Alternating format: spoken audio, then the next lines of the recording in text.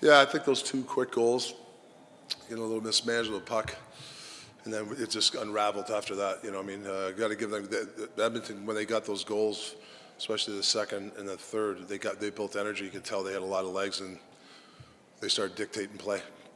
Your whole season has been about system and structure and defending the middle of the ice, and the Hyman goal, he's sort of allowed to stand in front of the net. The Nuge goal, he goes to the net and is allowed to get there. Is that surprising to you, disappointing to you?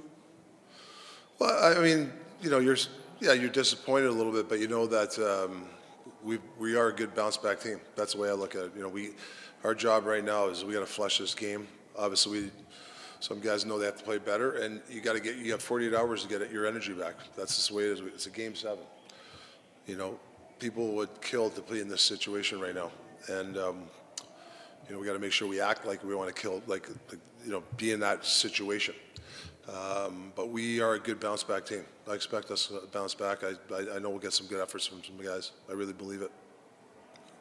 Rick, with how this series has gone, just where one game doesn't seem to have any relationship to the next one in terms of results, but also in terms of how they look and how they match up, does that give you anything to draw from in sort of preparing for Game 7? Yeah, everything's. I told you guys, every game's different.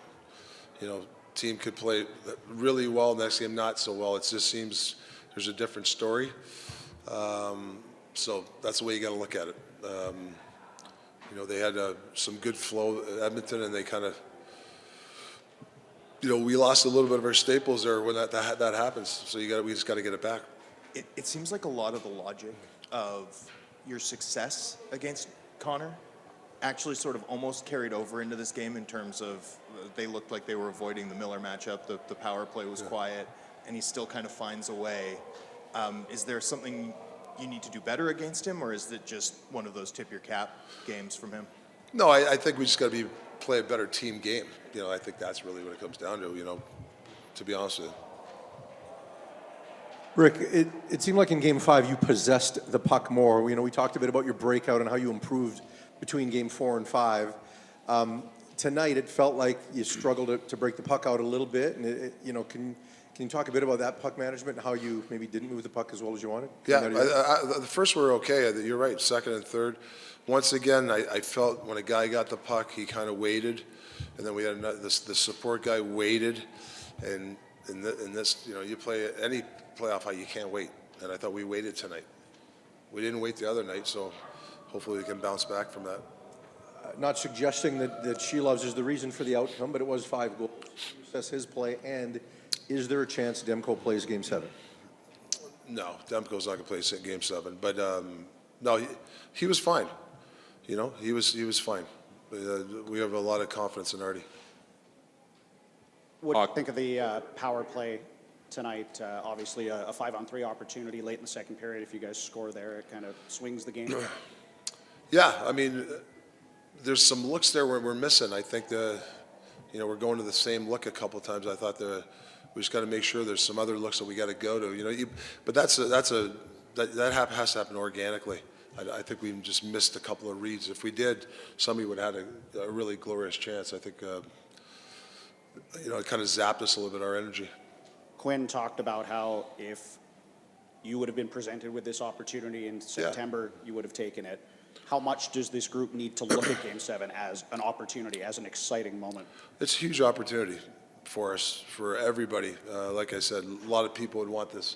I know it stings because we didn't have a good effort tonight, and they played really well, tipped their hat. They had a lot of energy, and they played desperate hockey. But saying that, you got to flush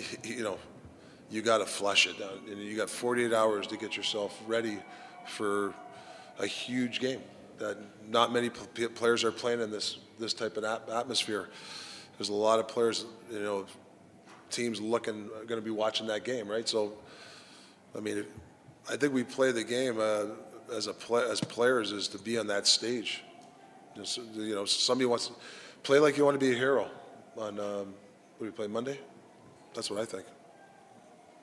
I mean, if you would have come in and said, after one period the shots are 4-4, I mean that's a blueprint for a great road game. But would you have liked to seen at least your team make Skinner handle the puck a little more for a guy that hasn't played in a couple games? Yeah, we made it easy for him. I mean, he played well. Give him a lot of credit. He played well, but we didn't really give him much when Edmund was making a push. You know, we didn't get on a forecheck. And like I said, I don't think obviously we didn't skate well, especially the second half of the game. Just one other thing. What have you taken in your hockey career playing in a Game 7 that maybe translates to what you can pass on to your players? Well, I think for me, like, I mean, a lot of short shifts, a lot of desperation. Puck comes around the wall.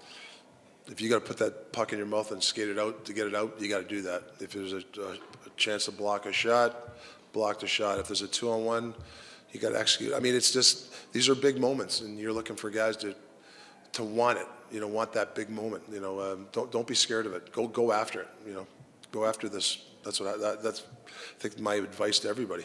You battled all season long Yeah. to win the division, so you get to host Game Yeah. 7. How big a factor is that? Your home fans, last change, everything. Yeah, I mean, our fans are unreal. I mean, they're you know, like Evan, they're great fans too. Maybe they'll give us some juice. Yeah, I think it will. You know, like I said, we got 48 hours to kind of figure this out. How much of tonight do you think was one team was facing elimination and one team wasn't? Yeah, maybe a little experience. Maybe you know, I'll be honest, I thought we were ready for it. And after the first, we were okay. You know, killed a couple. You know, that's like I said, that power play is unreal, and I thought we did a good job again of getting them off the score sheet. And you've talked a little bit about it, but with a team with so many guys who've never been through anything like this, never played a real Game 7, how important is the messaging and the mindset between now and the start of Game 7? Yeah, like I told the players, you got to stick together. You know, we're going to probably meet at the rink sometime tomorrow, and I'm a big believer in sticking together, groups of people. I don't like one or two people, you know, cliques. Not so much cliques. We're not a cliquey team, but I like people, especially in these next 48 hours. So I think that's the best way for inexperienced guys to be surrounded with people and confident people, and I think we have to be confident. Rick, you talked after last game about liking the physicality from your team. Say that again, I'm sorry. You liked the physicality from your team after Game 5. What was your thoughts on the physicality tonight? It was kind of like a game. It was just there sometimes. You know, like I said, the first 4 shots, you know, was it 4 and 4 shots, 1-1, like you were saying. Perfect road game. And I thought we just needed a little more push, and we didn't get it. So hopefully we, you know, like I said, we got 40 hours to get our energy back. Do you lean on the veterans in your group who've been there in this situation before over the next 48 Yeah, I mean, hours? you lean on your best players and veterans, absolutely, you know, to calm the waters down, for sure.